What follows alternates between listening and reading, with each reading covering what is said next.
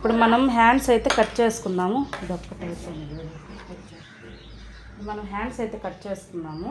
ఓకేనా, ఇక్కడికి మనం ఎక్స్ట్రా ఏదైనా ఉందనుకోండి, ముందుగా అయితే మనం ఈ విధంగా కటింగ్ అయితే చేసుకుందాము.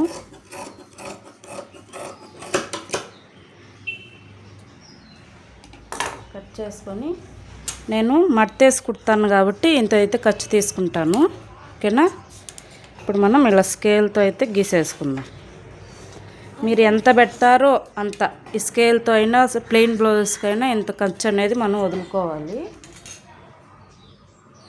ఇప్పుడు మనం హ్యాండ్స్ కటింగ్ అయితే ఈ విధంగా అయితే చేసుకుందాం. హ్యాండ్స్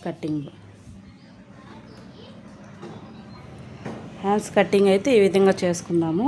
ఇప్పుడు ఇక్కడ చూడండి, అస్సలు కరెక్ట్గా పెట్టుకొని ఇక్కడ ఎంత ఉంది పెట్టుకొని ఎక్స్ట్రా ఖర్చుకి మనం స్టిచ్చింగ్ వేస్తాం కదా, అక్కడికైతే వదులుకోవాలి. ఇలా పెట్టుకొని దీని మీద హ్యాండ్ అయితే ఇలా పెట్టేసుకొని ఇక్కడ హ్యాండ్ లూజ్, ఇది సంక డౌను, వాళ్ళు పెట్టిన సంక డౌను, ఇలా అయితే మనం డ్రాయింగ్ అయితే చేసుకోవాలి. అర్థమైందా? ఇది లూజు సంక, కొంచెం ఖర్చుకి పైకి మనం స్టిచ్చింగ్ వేసుకుంటాం కదా అక్కడికి. ఇది హ్యాండ్ పొడవు అండ్ ఖర్చుకి. ఈ బ్లౌజ్ మా సిస్టర్ కుట్టిందే, అదే ఇచ్చారు వాళ్ళ మెజర్మెంట్కి. నేను మా చెల్లెలు ఇద్దరం కలిసి స్టిచ్చింగ్ చేసుకుంటామండి. తనకు కూడా నేనే నేర్పించాను. ఇప్పుడు మనం దీన్ని అయితే కట్ చేసుకుందాం.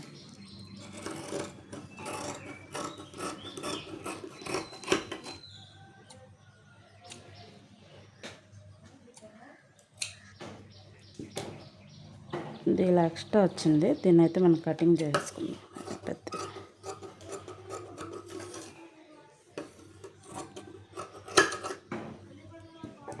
కట్ చేసుకున్నాక ఇప్పుడు మనము లోతు తీసుకోవాలి కదా. హ్యాండ్స్ అయితే పెట్టేసుకొని ఇప్పుడు ఇక్కడ నుంచి ఇలాగా మనం అయితే లోతు అనేది తీసుకోవాలి.